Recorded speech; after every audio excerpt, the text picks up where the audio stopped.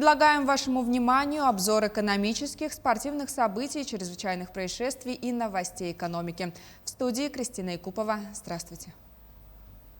Начнем с актуального курса валют. По информации Центробанка России, 1 доллар сегодня стоит 77 рублей 25 копеек, евро 91 рубль 92 копейки. Покупает американскую валюту сегодня по наилучшей цене Альфа-банк за 75,59, а продает Азиатско-Тихоокеанский банк за 76,28. Евро покупает по лучшей цене сегодня Восточный банк за 90 рублей 30 копеек, а продает Азиатско-Тихоокеанский банк за 91,14. Общее количество налогоплательщиков, обязанных в налоговой декларации по форме 3 НДФЛ за прошлый год, составило 11 803 человека. Актуальные изменения налогового законодательства в части НДФЛ с этого года затронут тех, кто еще не подал декларацию по соответствующей форме. Эта проблема и другие изменения в налоговом законодательстве сегодня обсудили на брифинге сотрудники Федеральной налоговой службы. Установленный срок подачи декларации по форме 3 НДФЛ – 30 апреля 2021 года. Такую декларацию обязаны подать физические лица, получившие доход от источников за пределами Российской Федерации от сдачи квартиры или имущества в аренду, от продажи ценных бумаг и имущества, находившегося в собственности менее 3 лет. Также в этом году налоговыми органами будет проводиться массовое начисление гражданам имущественных налогов за 2020 год. Срок уплаты налогов не позднее 1 декабря 2021 года. Россия готовится к строительству второго газопровода в Китай. Хотя все спорные вопросы с Пекином по нему еще не решены, для нашей страны он важен не только как возможность увеличить экспорт газа в восточном направлении, но и как инфраструктурный проект, который будет способствовать развитию регионов страны и их газификации. Подробнее в экономическом обзоре расскажет Иван Лазаренко. Иван, здравствуй. А когда российский газ начнет поступать в Китай по этому газопроводу?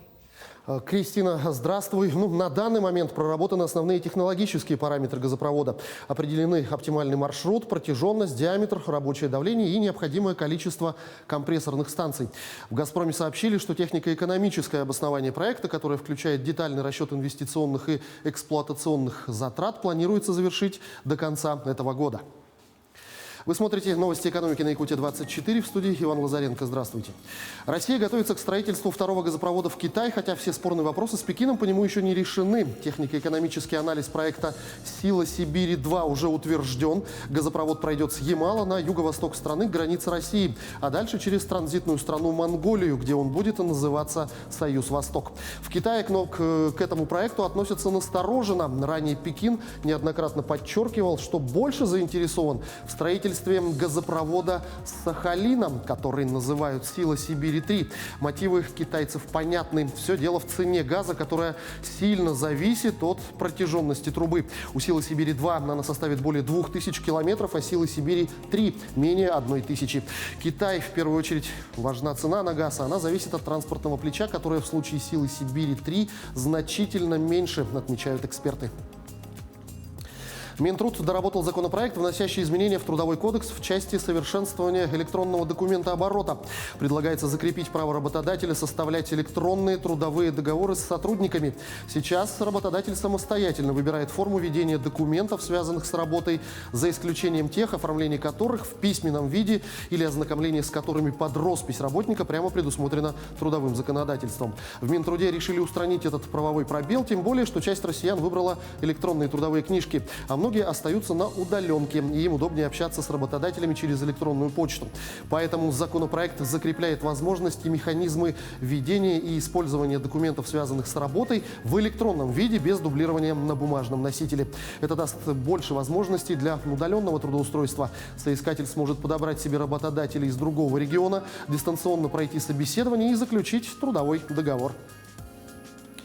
Минпромторг России в ближайшее время выделит дополнительные средства на финансирование программы льготного автолизинга и расширит категории участников программы льготного автокредитования, сообщил глава министерства Денис Мантуров.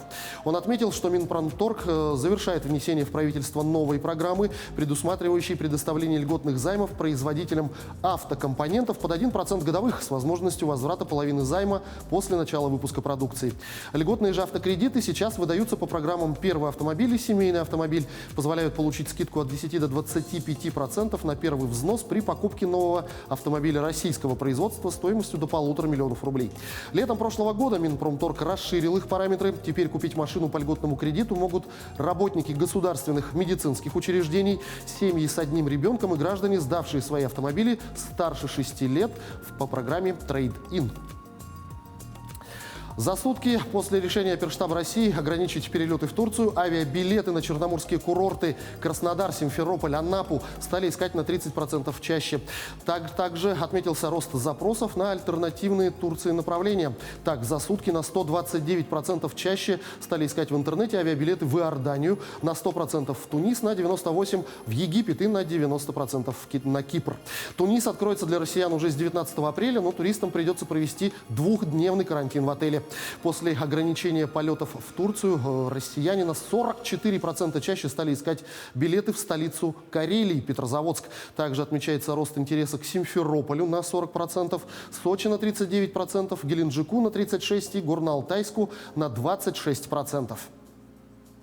Тем временем биткоин во вторник продолжил ралли, начавшееся в январе, и подорожал до почти 63 тысяч долларов. Это произошло накануне выхода на NASDAQ крупнейшей американской криптобиржи Coinbase, рассказывает Татьяна Гомозова. Курс биткоина во вторник установил новый исторический рекорд, поднявшись до 62 741 доллара. Его ближайший соперник, эфир, продавался за 2205 долларов.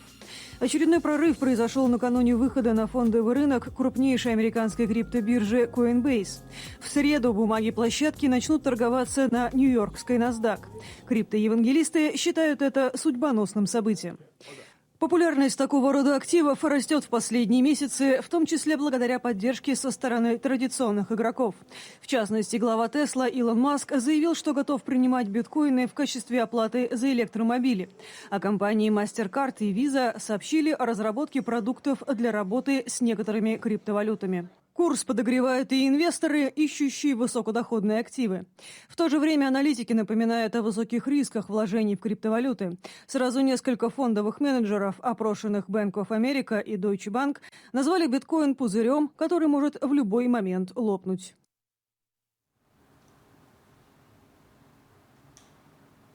К этому часу пока все новости. Будьте в курсе экономических событий на Якутия-24. Кристина, ну а я передаю слово тебе. Иван, спасибо. А мы продолжаем. Тем временем США и НАТО перебрасывают войска из Северной Америки к российским границам. Об этом заявил министр обороны России Сергей Шойгу в ходе совещания с командованием Северно-морского флота в Североморске. По словам министра, всего рядом с территорией России будут сосредоточены около 40 тысяч военнослужащих и 15 тысяч единиц военной техники и вооружений, включая стратегическую авиацию. Шойгу также подчеркнул, что работа по укреплению границ в Арктике Министерством обороны нашей страны усиливается с каждым годом. Для укрепления обороноспособности Российской Федерации и защиты ее национальных интересов в Арктике Министерство обороны ведет планомерную работу по повышению боевых возможностей Северного флота. Он оснащается современной военной техникой, адаптированной к применению в суровых климатических условиях. Активно ведется боевая подготовка, проводятся различные исследовательские мероприятия. Напомню, что на прошлой неделе завершилась комплексная арктическая экспедиция «Умка-2021». Значение трудно переоценить. Впервые в истории советского подводного флота и российского флота было осуществлено всплытие из-под льда одновременно 3 атомных подводных лодок. Однако современное состояние арктической транспортной инфраструктуры характеризуется низким техническим состоянием и износом. И именно для реализации международных и региональных логистических проектов необходимо определить и выполнить комплекс стратегических и оперативных мероприятий, в том числе предусматривающих создание глубоководного порта-хаба в акватории Северного морского пути в море Лаптевых в арктической зоне Якутии. Власти региона уверены, реализация инвестиционного проекта по созданию такого порта-хаба в Булунском районе позволит продолжить полномасштабное освоение Арктики, а также будет способствовать северному завозу и существенно улучшить жизнь людей. Российский оперштаб принял решение о приостановке авиасообщения с Турцией и Танзанией. Наша коллега из Нерингри Ирина Кичигина встретилась с представителем турагентства, чтобы узнать, какие альтернативы могут рассмотреть те, кого коснулись эти ограничения, и те, кто еще думает, как провести свой отпуск. Ирина, здравствуйте, вам слово. Здравствуй, Кристина. Авиасообщения с Турцией и Танзанией будут приостановлены с 15 апреля по 1 июня. Правительство поручило Ростуризму подготовить меры поддержки для тех, кто уже приобрел путевки на этот период с включением финансовой поддержки. Как же быть тем, кто уже купил путевки и готов был вот-вот вылететь в этих направлениях? Мы спросим у директора турагентства «Хикари Плюс» в городе Нерингри Натальи Ефремовой. Наталья, здравствуйте. Чем вы можете помочь своим клиентам, у которых на руках путевки в Турцию и Танзанию с вылетом до 1 июня? Здравствуйте. Для тех туристов, которые уже отдыхают в Турции, на территории Турции, туроператоры согласно графика вывозят их. А для тех туристов, которые приобретены на эти даты до 1 июня, туроператоры рекомендуют выбрать туры, перенести тур на более поздние даты, либо на эти же даты, но на открытые сейчас страны. Это Россия, Абхазия и Куба. Но индивидуально, по возможности, туроператоры могут предложить и другие варианты. Это Египет, Кипр. Вот. И наши туристы, мы с ними держим связь, всячески помогаем. Так что у кого путевки на руках после 1 июня, просим не паниковать и следить за новостями. Среди туристов есть и те, для кого заграница не является приоритетом в выборе места отдыха. Наталья считает, что отдохнуть достойно можно, даже не выезжая за пределы республики. Что вы можете предложить своим клиентам по туризму в Якутии для тех, кто еще только планирует, как провести свой отдых этой весной и летом? Спасибо за вопрос. Мы как раз уже 5-й год предлагаем нашим нерингринцам и вообще жителям республики турбазу Ан. Он расположен недалеко от Ленских столбов, на острове, живописном, очень безопасном. В этом году мы предлагаем нерингринцам 2 варианта отдыхать на Ленских столбах. Это на комфортабельных круизных кораблях и на наш остров. На наш остров можно попасть на своем личном автомобиле, либо на поезде. Если на поезде приедете, мы вас встретим и перевезем, обеспечим достойный отдых. У нас турбаза очень комфортабельна, там есть электричество, связи, водопровод, в общем, то, что требуется для достойного отдыха, у нас все есть. Кроме этого, туристы могут порыбачить, съездить на Ленские столбы, ознакомиться с древнейшими памятниками природы, наскальные рисунки. Хангаласский улус – это очень, по туристическим меркам, это самое лучшее место. Поэтому призываем вас отдохнуть в Якутии. Как бы вы ни планировали свой отдых, главное провести его безопасно, комфортно и с пользой для здоровья. Кристина. Ирина, спасибо. На прямой связи со студией была наша коллега Ирина Кичигина.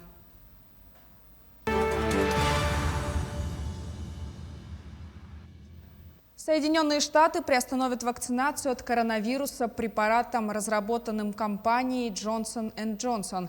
Такое решение было принято после того, как у 6 американок в возрасте от 18 до 48 лет, получивших инъекцию препарата, развилось редкое заболевание, связанное с образованием тромбов. Одна женщина в результате умерла, еще одна находится в больнице в критическом состоянии. На данный момент этой вакциной привилось почти 7 миллионов американцев. Регуляторы говорят, что случаи заболевания тромбов крайне редки, однако до завершения расследования от применения препарата следует воздержаться. После этих новостей акции компании упали на 3%. Тайвань представил новый, хорошо вооруженный десантный военный корабль. Он может быть использован для высадки войск и укрепления линий снабжения на уязвимых островах и в Южно-Китайском море. Юйшань судно назвали в честь самой высокой горы Тайваня, весит больше 10 тысяч тонн. Он стал новой ступенью амбициозной программы президента Цай Инвэнь по модернизации армии. Корабль поступит на вооружение в следующем году и будет оснащен пушкой против воздушных и надводных целей, зенитными ракетами и зенитным артиллерийским комплексом. Напомню, Китай считает Тайвань своей территорией и в последнее время усилил военную активность вблизи республики, что дало почву многочисленным слухам о готовящемся вторжении на остров. Накануне у мусульман всего мира начался священный месяц Рамадан, посвященный посту и молитве. В этом году на Ближнем Востоке праздник омрачен экономическим кризисом и пандемией. Подробнее в материале Татьяны Гомозовой. Городские рынки в Кабуле во вторник были оживленнее обычного. Жители спешили купить специальные угощения, которые принято есть во время Рамадана. На Ближнем Востоке это традиционно сладости. На этой неделе в мусульманском мире начинается священный месяц, в течение которого последователи ислама соблюдают строгий пост во время светового дня. Нельзя не только есть, но и пить. После заката и до рассвета, однако, ограничения не действуют. В Ираке накануне тоже готовились к празднованию, но здесь многие жалуются на резкое удорожание жизни. Пандемия все сильнее подрывает экономику, страдающую к тому же от низких цен на нефть. Благотворительные организации начали раздавать продукты нуждающимся. Экономические трудности испытывает и Сирия. Местные продавцы традиционных сладостей говорят, что хотя обычно во время Рамадана люди покупают больше, в этом году, чтобы привлечь клиентов, пришлось даже снизить стоимость продукции. Местная валюта обесценивается, и все меньше семей могут позволить себе праздничные угощения. Более приподнятое настроение царит в Иерусалиме. Благодаря массовой вакцинации ситуация здесь значительно лучше, чем прошлой весной, когда все было закрыто из-за локдауна. Однако пока не ясно, смогут ли в этом году жители западного берега реки Иордан попасть в одну из исламских святынь – мечеть Аль-Акса на Храмовой горе. Вакцинация на палестинских территориях идет значительно медленнее. И в понедельник израильские военные все еще не приняли решение о предоставлении пропусков паломникам. Дюжину магеллановых пингвинов, спасенных от недоедания, обезвоживания и других проблем со здоровьем и прошедших реабилитацию в неволе, выпустили на свободу аргентинские зоозащитники, рассказывает Артем Сторонов. Зоозащитники из аргентинской природоохранной организации Mundo Marino Foundation выпустили на волю 12 магеллановых пингвинов, прошедших реабилитацию в неволе. Все эти птицы попали к зоологам, поскольку имели различные проблемы со здоровьем. Мы находили этих пингвинов голодными и обезвоженными. У некоторых были проблемы с линькой. По разным причинам, включая нехватку питательных веществ, у них не отрастали новые перья. Это значит, что они быстро замерзали в холодной морской воде и вынуждены были почти все время проводить на суше. Сотрудники организации обеспечили птицам сбалансированную диету и медицинский уход. После того, как пингвинов выписали из ветеринарной клиники, их под восторженные взгляды прохожих выпустили на свободу на пляже Сан-Клементе-де-Тую на севере страны. Магеллановы пингвины – водоплавающие птицы высотой около 30 сантиметров, названные так в честь португальского мореплавателя Фернана Магеллана. Они обитают в основном у берегов Аргентины и Чили. Всего в мире насчитывается от 2,2 до 3,2 миллиона особей.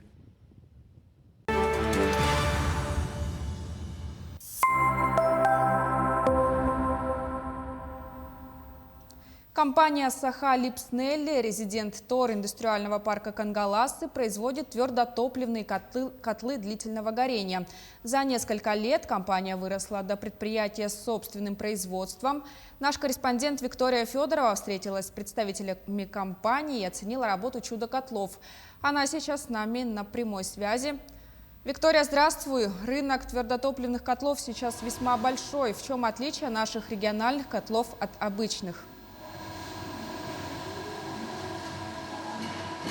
Здравствуй, Кристина. Да, сейчас мы находимся на производственной площадке. Как видите и слышите, работа кипит. Здесь компания изготавливает котлы мощностью 10, 20 и 40 киловатт под маркой Липснелли Арктик. Котлы длительного горения предназначены для обогрева жилых, бытовых и производственных помещений. Самое главное отличие этих котлов, конечно же, в том, что они адаптированы в эксплуатации в экстремальных климатических условиях Арктики. Здесь нашу съемочную группу встретил директор компании Пут Тимофеев. Здравствуйте, Пут Спиридонович. Котлы отапливаются как на угле, так и на дровах. Да? И даже прошли испытания при температуре минус 70 градусов. То есть зимой в минус 50 достаточно подкладывать топливо всего один раз в сутки, да? Да. Наши котлы запатентованные, уникальные котлы, которые производятся у нас. Технология используется верхнего длительного горения, и за счет этого у нас достигается продолжительность горения до 3 суток на одной закладке угля. То есть у нас котлы вот реально прошли испытания полюсом холода. У нас в Аймаконе стоит уже более 60 котлов, и уже в течение 5 лет они уже отапливаются. На днях вы поставили 16 котлов в село Эжанцы Усть-Майского района. Про это, пожалуйста, расскажите. Да, вот эжанцы получили, они же по госпрограмме Министерства ЖКХ, они получили 16 котлов. Они в этом году отгрузили, и с прошлого года мы поставили по 9 муниципальным образованиям всего 244 котла по госпрограмме. А еще в каких районах тогда? Так, всего участвовало 8 районов. Это Амгинский, Хангаласский, Усалданский, Усть-Майский район, Мегино-Хангаласский район, Амгинский район. Про подачу заявок тогда немножко расскажите. Так, в этом году республика выделила финансирование, и где-то порядка 160 котлов выкупит. Программа начнется где-то с мая месяца. Заявки принимает от Министерства жилищно-коммунального хозяйства республики. По времени где-то в мае будет объявлен конкурс, и результаты в течение месяца будут. Монтаж, подключение и вообще контроль эксплуатации вы также берете на себя, да? Да, мы каждому котлу предоставляем гарантию завода-изготовителя в течение 2 лет. И перед каждым покупателем мы консультируем по установке. И кто желает, мы бесплатно делаем проект системы отопления. И дополнительно вот несколько компаний, которые именно занимаются установкой наших котлов, специализированные компании, их контакты у нас в офисе можно найти. Про изготовление котлов тогда немножко расскажите, как вообще все происходит. Про изготовление? Да, у нас котлы проходят полный цикл изготовления, то есть к нам поступает только сырье в виде металла и комплектующих, которые мы не можем делать. Котлы состоят из более 70 деталей. Все детали изготавливаются вручную, то есть каждый котел он по себе уникальный. Все проходит через руки вот наших специалистов и полностью сваривается, изготавливается, красится, и будут уже испытанные котлы уже выходят у нас на продажу. В прошлом году мы изготовили более 400 котлов. В этом году планируем более 500 котлов изготовить. А сколько котлов в этом году планируете изготовить и вообще в планах на ближайшее? Так, у нас в этом году стоит план минимум 500 котлов у нас стоит. И планируем еще дополнительно по мере возможности будем уже на склад работать. Сколько всего над изготовлением котлов? Сколько работников трудятся? У нас всего трудятся 21 сотрудник в компании. Все официально трудоустроены, и все вот эти социальные льготы все получают. Какое у них образование, что требуется? Да, у нас в основном выпускники педагогических индустриальных колледжей, то есть Якутский индустриальный педагогический колледж, Жатайский техникум. У нас проходят практику вот эти студенты, и в конце у нас уже трудоустраиваются. Спиридонович, а вот ваши котлы зарекомендовали себя еще и за пределами республики, да? На российском рынке вы показали себя с очень хорошей стороны. Вот про это немножко расскажите. Да, мы с 2018 года начали активную продажу за пределы Якутии. В это время у нас функционирует 42 дилерских центра по России. И мы планируем уже поставлять за пределы, то есть Казахстан, Монголию и Киргизию. Первые котлы уже там установлены. Сейчас из-за снятия ограничений будем уже с этого лета уже начинать поставки. И в этом году у нас организован склад в Москве, чтобы быстро налаженно доставлять клиентам котлы. Спасибо большое. Вот с 2019 года компания «Сахалипснели», резидент технопарка Якутия, работает по госпрограмме Министерства ЖКХ по республике на повышение качества жилищно-коммунальных услуг, рассчитанную на 2019 и 2024 годы. На сегодняшний день по всей республике они установили уже 244 таких котла. В этом году программа также продолжит работу. Заявки будут приниматься в Министерстве ЖКХ региона с мая текущего года. У меня все. Кристина. Вика, спасибо. О твердотопливных котлах компании «Сахалипснели» нам рассказала наш корреспондент Виктория Федорова. Мы продолжаем. 30 новых случаев коронавирусной инфекции выявили в республике за минувшие сутки. Так, в Якутске 19 случаев, в Алданском, Тампонском и Усть-Алданском районах по 2 случая. И в Мегино-Кангаласском, Нюрбинском, Таттинском, Хангаласском и Чурапчинском районах по 1 случаю. За сутки лабораториями республики проведено 1626 исследований. Всего в республику поступило 110 812 доз вакцин против коронавирусной инфекции. Первую вакцинацию получили 84 010 человек, вторую – 53 628 человек. Из числа вакцинированных 19 418 граждан старше 60 лет получили первую вакцинацию, вторую – 12 132. Использовано 76,4% от поступившей в республику вакцины. Приоритетом для учреждений здравоохранения является вакцинация граждан пожилого возраста. На настоящий момент 19 418 граждан старше 60 лет получили первую вакцину.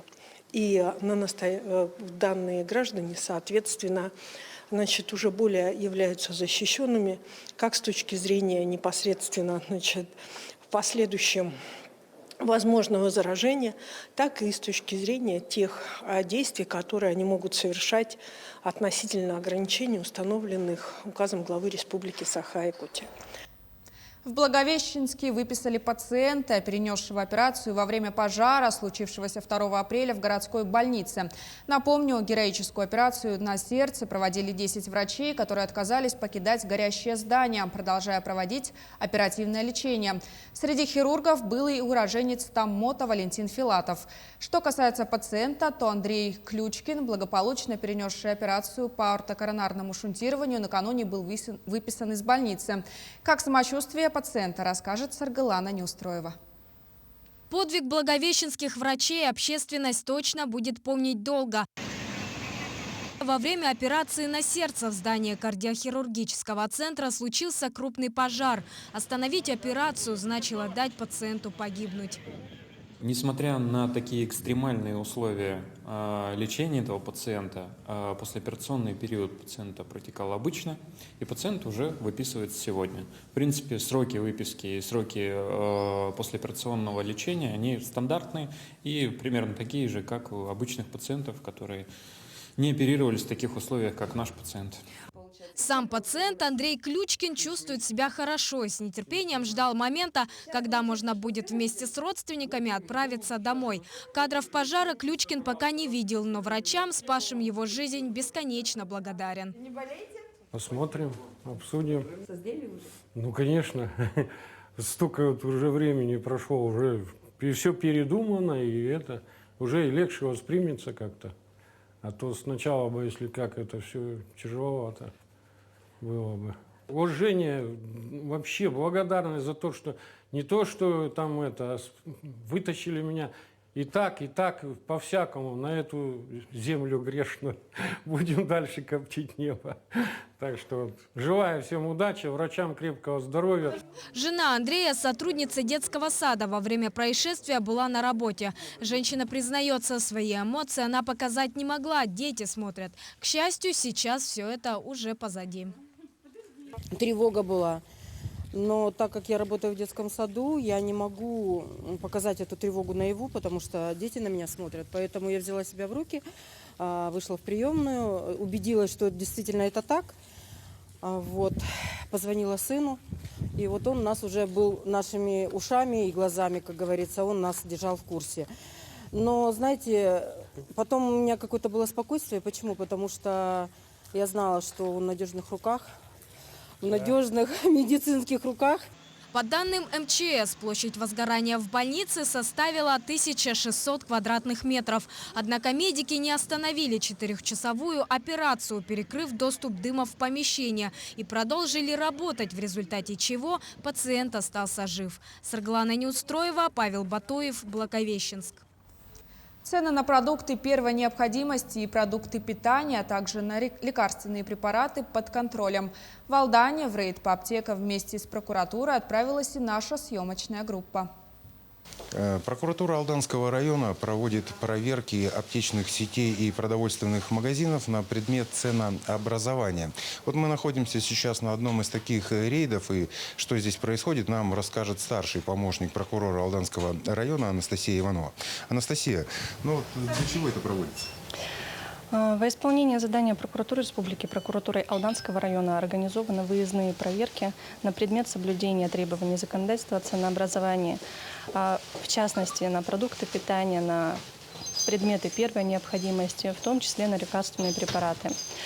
По итогам проведенных проверок будет принят комплекс мер прокурорского реагирования с целью устранения выявленных нарушений и принятия, соответственно, дополнительных мер с целью недопущения подобных нарушений закона. Вот в настоящий момент проверяем аптечные учреждения, после чего мы перейдем к магазинам, будем проверять и устанавливать цены на продукты питания. Если будут нарушения, что грозит нарушителям? В первую очередь состав административного правонарушения. Это часть 1 статьи 14.6 КоАП РФ за несоответствие цен, установление тарифных надбавок и за что предусмотрен, соответственно, административный штраф. В том числе мы, безусловно, вносим представление об устранении выявленных нарушений закона и принятие незамедлительных мер по установлению цен надлежащего качества. Ну, вот, такие проверки проводятся, они продолжаются, и их результаты будут, конечно же, на сайте Республиканской прокуратуры.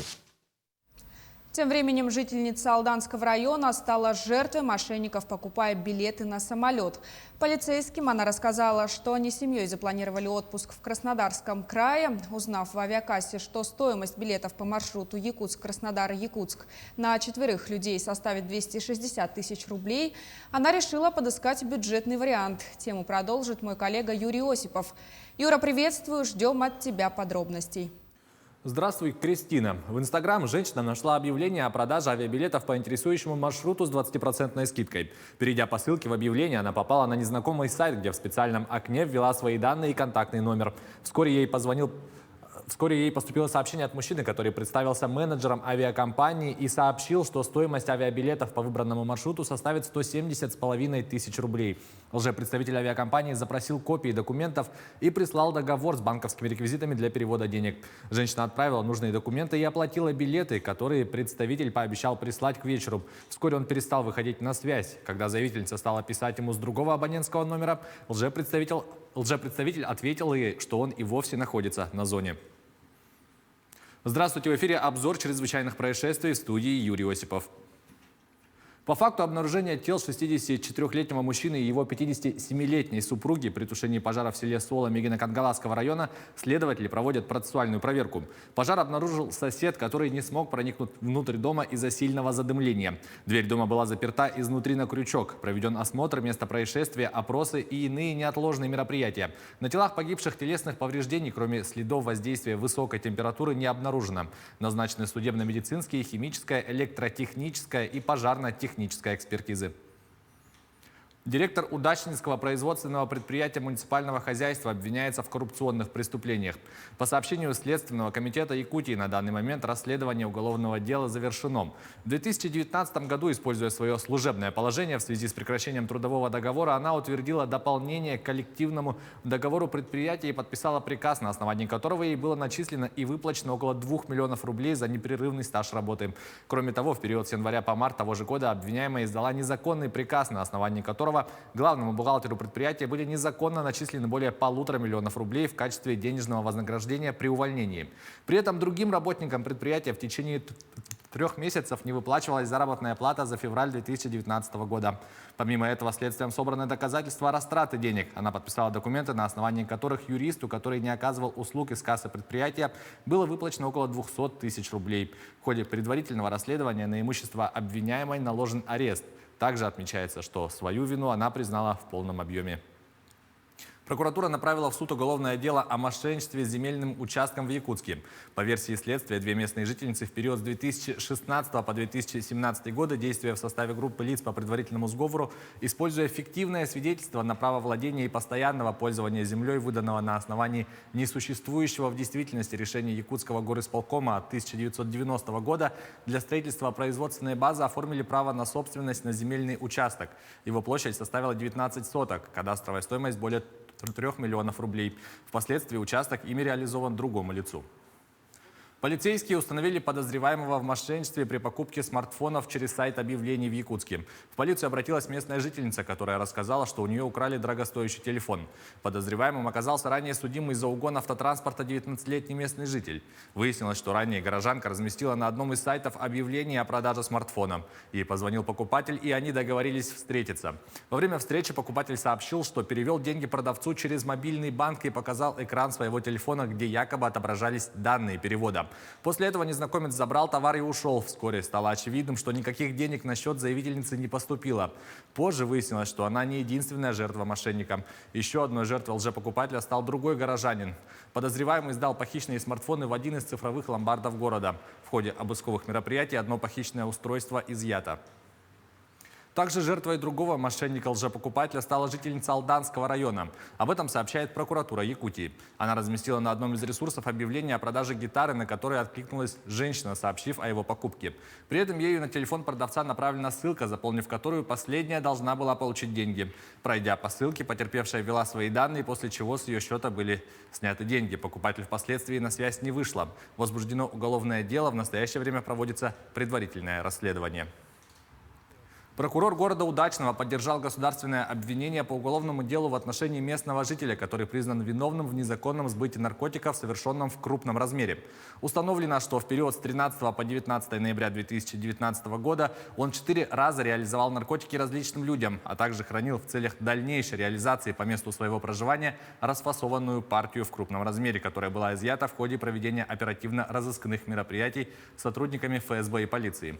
По результатам рассмотрения уголовного дела суд с учетом мнения государственного обвинителя приговорил мужчину к 10 годам лишения свободы с отбыванием наказания в исправительной колонии строгого режима.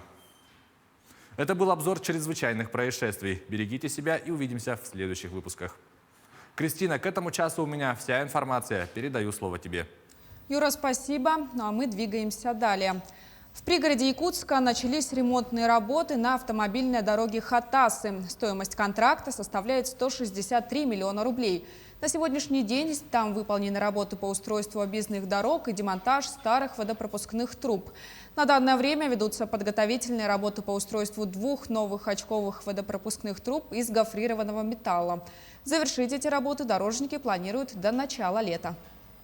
Ну, самая главная задача — это до паводка нам необходимо все эти работы по водопропускным трубам завершить. И надеемся, все это будет в срок сделано. Потом у нас получается так, что где-то, ну, если погода позволит, мы числа 15-20 здесь приступим к регенерации данного полотна. И дальше будет и проведено асфальтирование. Надеемся, что в начале лета здесь завершить эти работы по асфальтированию. На днях наша съемочная группа побывала в Нерюнгри. А как мы знаем, в Нерюнгри самая уважаемая профессия – шахтер. Во время командировки наш коллега Александр Хавренко на несколько часов спустился в шахту, чтобы посмотреть, как работают представители этой профессии. Можно хоть 100 раз приезжать в город Нерюнгри, но по-настоящему узнать этот город и узнать людей, которые в нем живут, невозможно до тех пор, пока ты не спустишься в угольную шахту. Туда, где добывают главное богатство Южной Якутии – уголь. Как же работают эти люди, в каких условиях они закаляют свои характеры, мы сейчас с вами увидим. Поехали! Работы на угольной шахте идут круглосуточно, в 4 смены по 6 часов. Первыми в забой спускаются проходчики. Их задача провести ремонтные и наладческие работы, чтобы коллегам, которые придут за ними, было удобно и, главное, безопасно работать. Иван Бабурин и Сергей Еременко на двоих имеют 30-летний стаж работы в угольных шахтах. На Денисовскую Восточную приехали с Украины и трудятся в бригаде проходчиков. Охотка, уборка. Народка трубопровода. Да. На первую смену надо вся подготовка, на вторую, третью, четвертую смену, чтобы смены ехали. Кабеля надо давать, шланги, воздух, воду наащивать, вентиляцию. КМБ, чтобы готовые были. Обслуживание комбайна непосредственно, обслуживание машины Джой, непосредственно проверка конвейерной линии, если такая имеется в наличии. По забою. И работа по забою первую смену поскольку получается, поскольку есть возможности. Давно канули в лету те времена, когда шахтерам приходилось вручную прокладывать путь в горных породах. Сейчас эту сложную работу за них делает проходческий комбайн, но и им управляет человек. Непосредственно вот смотрите вы на забой, вот это исполнитель, это сам комбайн, вот это исполнительный орган, на нем корона. Оно все запускается, от электричества работает, так сказать. Вырубается забой. Ну, на 1 погонный метр. Потом скачивается товар, вы видели самоходный вагон Джой, он увозит на ленту, а люди занимаются креплением. Вот анкероустановщики стоят, вот бурится 4 шпура, подхват, сетка. Все, и так цикл, вот, метр закрепили, вырубают дальше, поехали. Сколько? Ну, по-разному, как техника, 2, 3, 5, ну, чем больше, тем лучше. Ни работа в темноте и почти по колено в грязи, ни угольная пыль, которая прилипает к коже так, что оттирать ее приходится жесткой губкой даже с лица. Не пугает бывалых шахтеров. Сложности вызывают другие, более земные вещи. Организация коллектива, вот это самое сложное, это самое ужасное. Коллектив сбить, и все нормально будет, а так сложного ничего. Тяжело собрать хороший коллектив. Годами собираются хорошие бригады. Вот это самое тяжелое. Но у вас уже собрано? Почти. Относительно, да. Те, что остались, да. Есть коллектив хороший. Соберем, все равно будем работать. Потому что надо зарабатывать, как ни крути. Надо продвигаться вперед, вперед, вперед и только вперед. Изо дня в день сотни шахтеров спускаются под землю, где проводят по 6 часов. С одной только целью – дать стране угля. Александр Хавренко, Захар Головин, Нерюнгри. В стране ужесточают правила выгула собак. В некоторых регионах разрешается выгул только на специальных площадках. А что делать, если таких площадок нет или их мало? С наступлением весны проблема отсутствия мест для прогулок с животными доставляет неудобства не только владельцам собак, но и тем, кто питомцев не имеет. Марферина Алексеева разбиралась в проблеме. Картина ужасающая. Приходится высматривать место, куда ступить, чтобы не угодить на такой подснежник. Я вот сейчас иду вот сама и смотрю. Вот молодой человек прошел с собакой, она порожнилась, хоть бы убрал. Нет, пошел дальше. Очень плохо, конечно. Все, не выйдешь на улицу, сейчас снег вот тает, не выводит. В определенное место собак выгуливать. Определенное место в городе имеется. Расположено недалеко от городского парка. Туда же далеко везти, особенно зимой. Кто поведет 50 градусов туда собаку? Сейчас мы находимся на единственной специализированной площадке для выгула и дрессировки собак. К сожалению, эта площадка пользуется небольшим спросом среди горожан в силу своего места расположения, так как площадка находится, ну, в принципе, на окраине города, можно сказать, прямо около городского парка. Что нас обрадовало, здесь очень чисто.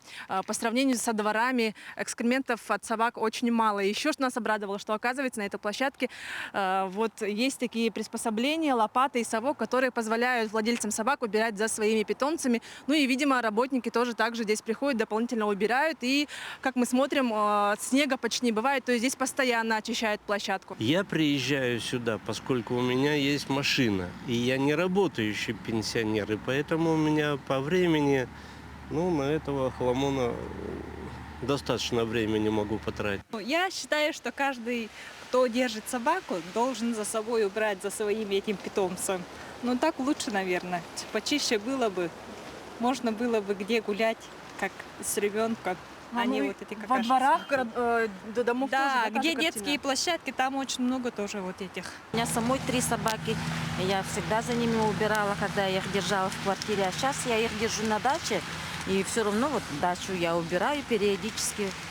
Пакетики, пожалуйста, мусорки есть. В чем проблема? Вот, к примеру, около ваших домов вы замечали такую картину, да, то, что это не только здесь? Да, у нас есть такая картина, наблюдается, но вот последние 2 года что-то мы на уборку не выходим. А до этого у нас ТСЖ, ну, как бы собирались все и выходили, убирали. А сейчас что-то последние 2 года не зовут, мы и не выходим. У многоквартирных домов во дворах найти пустырь довольно сложно, а значит и организовать специальную площадку возможностей мало.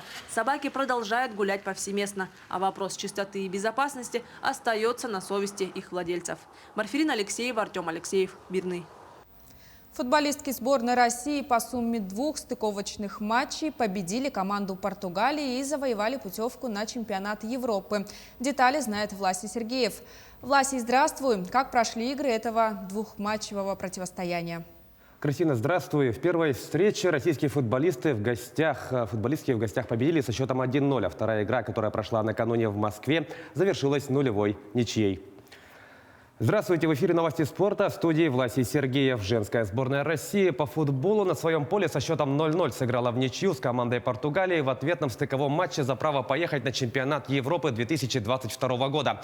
Первая встреча, прошедшая в Лиссабоне, завершилась победой россиянок со счетом 1-0. Таким образом, по сумме 2 игр российская команда вышла победительницей и завоевала путевку в финальную часть соревнований. Отметим, что россиянки отобрались на чемпионат Европы в 6-й раз в истории. Турнир пройдет в июле на стадионах Англии. Футболисты французского ПСЖ проиграли немецкой Баварии в ответном матче четвертьфинала Лиги чемпионов. Встреча прошла в Париже и завершилась со счетом 1-0. Единственный мяч на 40-й минуте забил нападающий гостей Эрик Шупо-Мотинг. Несмотря на домашнее поражение, французские футболисты вышли в следующий раунд турнира благодаря большему количеству голов, забитых на выезде. Напомним, в первой игре парижане в гостях победили баварцев со счетом 3-2. В полуфинале ПСЖ встретится с победителем противостояния между английским Манчестер Сити и немецким Боруссией из Дортмунда. В другой четвертьфинальной встрече игрового дня Лиги чемпионов английский Челси дома со счетом 0-1 уступил португальскому Порту. Результативным ударом на 94-й минуте отметился форвард гостей Мехди Тареми. По сумме 2 матчей в полуфинал турнира вышли аристократы, одержавшие победу в первой встрече со счетом 2-0. Отметим, что обе игры данного противостояния прошли в испанской Севилье из-за ограничений, связанных с пандемией коронавирусной инфекции. В 1/2 финала Челси сойдется с победителем двухматчевой баталии между испанским Реалом и английским Ливерпулем.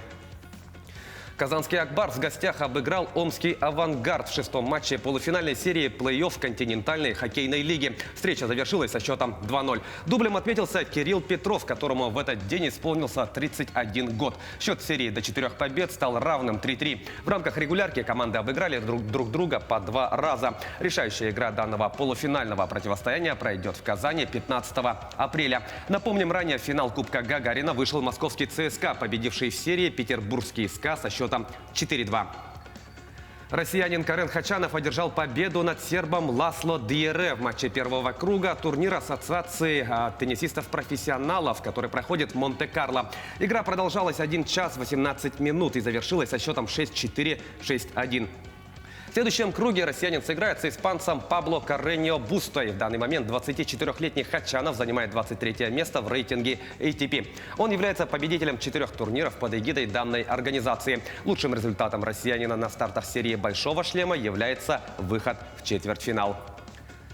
Перейдем к событиям нашего региона. Якутяне завоевали 5 медалей на всероссийском турнире по вольной борьбе памяти героя гражданской войны Василия Чапаева. Соревнования прошли в Челябинске. Якутские спортсмены стали обладателями 2 золотых, 1 серебряной и 2 бронзовых наград. Чемпионами турнира стали Дмитрий Ларионов, выступавший в весовой категории до 57 килограмм, а также Джулус Федотов, первенствовавший в весе до 61 килограмма. 13-летний якутянин, играющий на позиции вратаря Беликто Циренов, зачислен в ВИЗ, одну из ведущих школ по мини-футболу России. Воспитанник якутского «Динамо» после успешного выступления на всероссийском турнире «Кубок будущих легенд» в Сочи отправился на просмотр в Екатеринбург. 10 дней якутянин и 2 голкипера из других регионов проходили просмотр под руководством лучшего вратаря мира 2008 года Сергея Зуева. По итогам отбора Циренов был зачислен в команду ВИЗ, которая является бронзовым призером первенства страны по мини-футболу. Таковы главные спортивные новости к этому часу. Занимайтесь спортом и будьте здоровы. Кристина, у меня на этом все. Передаю слово тебе. Спасибо. Свежими новостями из спортивного мира нам поведал Власий Сергеев. Мы продолжаем. 63-летняя Гульнар Кылышева из села Женис в Казахстане водит снегоход вот уже 6 лет. С помощью снегохода Гульнар пасет скот. Ее старший сын изначально приобрел транспортное средство для себя, но предложил матери освоить управление им. Гульнар поделилась, что привыкла к тяжелой работе. В 30 лет она овдовела и осталась одна с детьми и хозяйством, которое всецело легло на ее плечи. В то время она могла доить до 45 кобыл в сутки и обеспечивать кумысом местных жителей. Дети хотят купить Гульнар машину. Таким транспортным средством она еще не управляла, но не сомневается в своих силах. Справится и будет еще мобильнее. Казахи говорят, у кого есть скот, тот сияет, у кого нет скота, тот увядает. Так что хорошо скотоводцем заниматься. Молоко всегда есть, мясо свежее, масло, курут, все свое, натуральное. Надо скот разводить, это и будущим поколениям всегда пригодится, поможет. Когда моего мужа не стало, я сказала своим детям: не будем посмешищем для чужих людей, будем много трудиться. Вот и все мои дети, 2 сыновей, 4 дочери, труженики, скот разводят. Масло, молоко, сметану курут, все умеют делать. Все 6 очень трудолюбивые. Документальный фильм о жизни коренных малочисленных народов Севера готовит группа якутских энтузиастов. Так, в рамках проекта «По следам Кулаковского» экспедиция в составе 7 человек посетила село Себян-Кюэль Кобяйского района и пробыла там около 2 недель. Какие кадры удалось заполучить проекту и каковы дальнейшие планы группы, в материале Саргыланы Неустроевой. Якутия стремительно становится центром внутреннего экстремального туризма. Многих привлекают сильные морозы, самобытная культура и быт малочисленных народов. Однако, по словам руководителя проекта «По следам Кулаковского», очень важно зафиксировать и популяризировать эти особенности именно в сфере масс-медиа.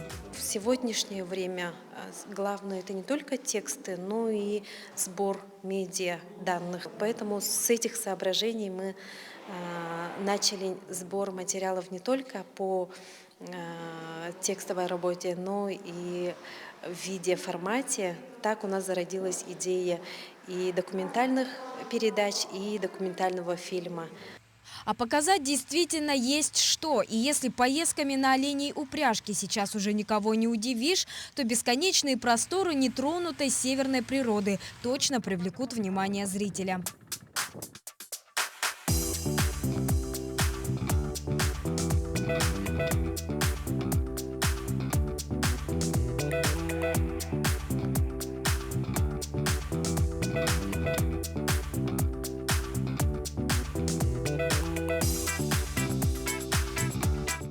Главной особенностью Сибянь-Кюйоля участники экспедиции считают его жителей. По их словам, это искренне, открытые и необыкновенные люди. История каждого из них может многому научить.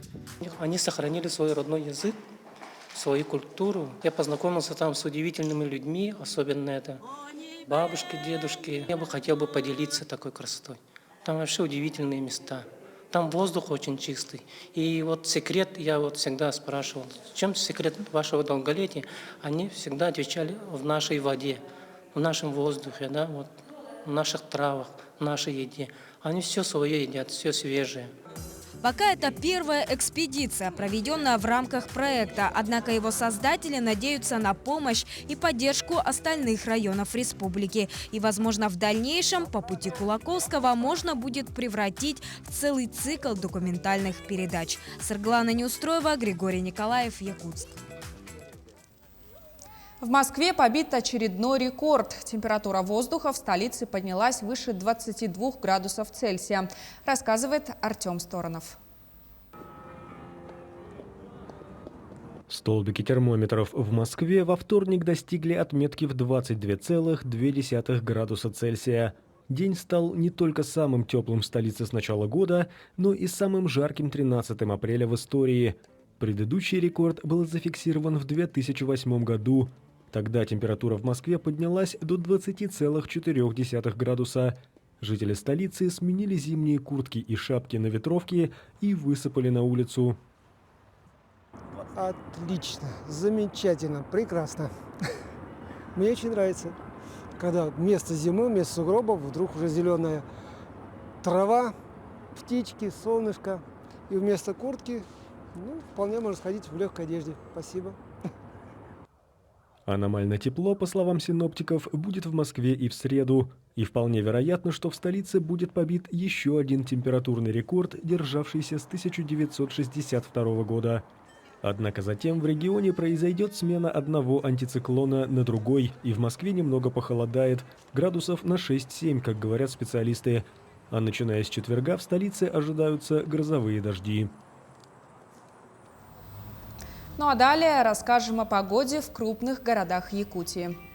В Алдане сегодня солнечно, минус 3 градуса, вечером и ночью минус 11. Слабый ветер до 4 метров в секунду. В Нерюнгри тоже солнечно, днем минус 3 градуса, ветер до 3 метров в секунду. Вечером немного похолодает до минус 11, ночью до минус 10. В Ленске переменная облачность плюс 3 градуса, днем к вечеру температура опустится до минус 1 градуса, ночью временами снег, немного холоднее, минус 5, ветер с порывами до 11 метров в секунду. В алмазной столице сегодня преимущественно солнечно, в Мирном плюс 2, ветер до 9 метров в секунду. Вечером похолодает до минус 4, а ночью столбики термометров опустятся до минус 10 градусов. И в столице республики сегодня солнечно, в Якутске днем минус 3 градуса. Однако ночью переменная облачность, столбики термометра опустятся до минус 15. Ветер до 6 метров в секунду, давление 746 миллиметров ртутного столба. Влажность воздуха 47%.